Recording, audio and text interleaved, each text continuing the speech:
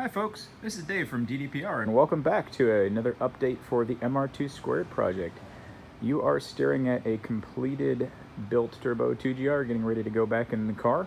As you know, the first part of the project wrapped up close to 2 years ago now.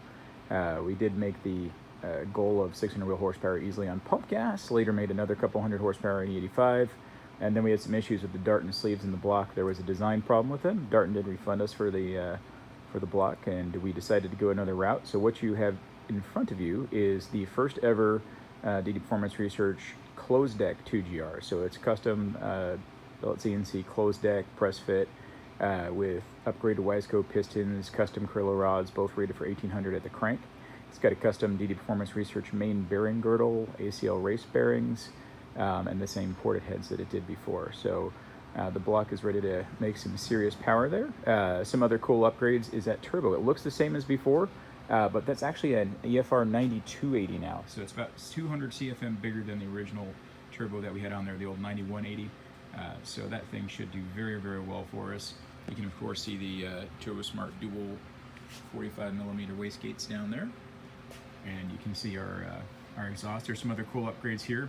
We do have some upgraded heat shielding. This is an Inconel blanket on the turbine housing. And then on the exhaust manifolds and on the up pipe from the front, we have a 3-stage process. It's a Polydyn Ceramic coating followed by Heatshield Products Inferno Wrap and then a layer of their header armor. It brings turbo manifold temps down to right about 300 degrees Fahrenheit, even under full boost, which is kind of amazing. So take you back through the rest of the stuff you probably remember from the first time. This, of course, is our exhaust. Got a great view of it here now.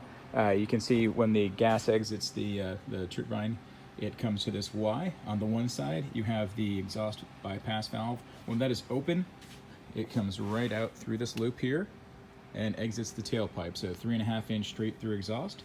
When that's closed, the exhaust is routed all through this part of the exhaust, goes through the cat, goes through this burned stainless muffler, and comes out the other side. It's actually surprisingly quiet considering the size of that muffler, but turbo and cat together do make for a great muffling pair. And you can see, of course, the wastegates are recirced back into the exhaust there.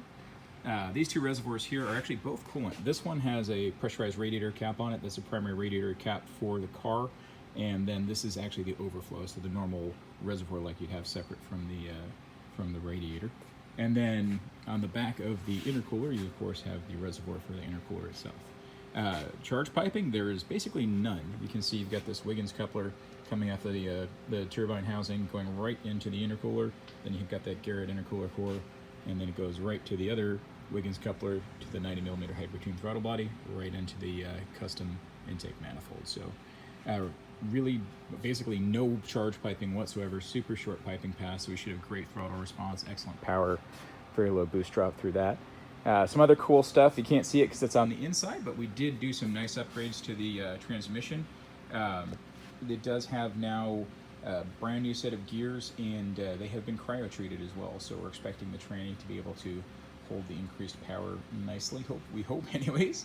You can see this is our water pump for the water to air kit. That's a Jabsco. It's 25 gallon per minute pump. You can see we've got the radium fuel system in here.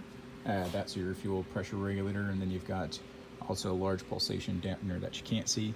And then you've got the 2 rails and Injector Dynamics ID1700 stainless steel injectors. Let's see what else. You can see the exhaust manifold on the front here very clearly. You can see the heat shielding on it nicely, and then that's that up pipe that goes around to the back side of the engine. Moroso oil pan. You see we've got the oil cooler right there. That's the dipstick. It's a locking dipstick, flexible whip. Makes it easy to get in and out of there. And then coming around the side, you've got a couple of sensors here, oil pressure, oil temp. We've got those for the digital dash as well as for the engine management system. And then here's another view on that exhaust and the back of the engine. Very cool. All right. Well, that just about wraps it up. I'm going to take you for a quick walk around while I close here. If you have any questions, feel free to ask in the comments. I hope you've enjoyed the video, and hopefully in about 2 months we'll have this sucker back in a car, and we will have some power numbers for you. If you're wondering what we're expecting it to make, we're hoping for somewhere between 1150 and 1200. This is our first go around with the 9280 turbo, So we're not 100% sure what it will do, but that's the hope. I hope you all have a great day, and thanks for sharing and liking, and we'll catch you later.